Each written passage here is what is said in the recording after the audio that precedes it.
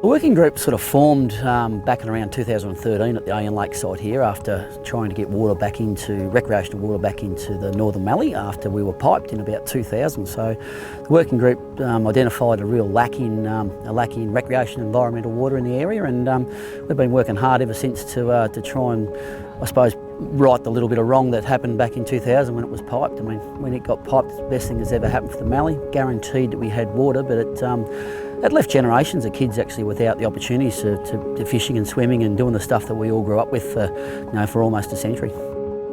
The first step was to get that first initial little bit of funding, which was probably the hardest thing. Once that first bit of funding came off the ground, from then on it was actually a little bit easier. So that's probably the main thing, was just heaps of meetings, heaps of conversation, lots of phone calls, a lot of brick walls until we finally got things off the ground. Everything in this community has actually been built by volunteers the whole way along, and this one's no different.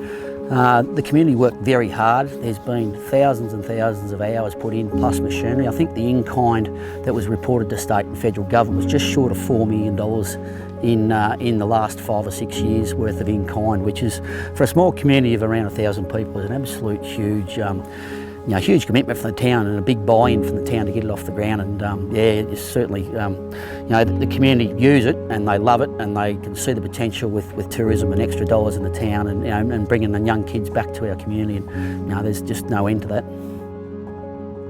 The reason we're doing this in the first place is to improve our own community. I mean, if we're largely a farming area here, and if you haven't got something to offer the young community to come back, if your partner goes, if someone goes away and they want to bring a partner home or something like that, it's very important we've got a strong, vibrant community and a place that they want to come and actually enjoy. I mean, you want your kids to come home or grow up in your local area, or they go wherever they want to go, but I mean, it's nice to actually have a good, strong, vibrant community for them to come back to.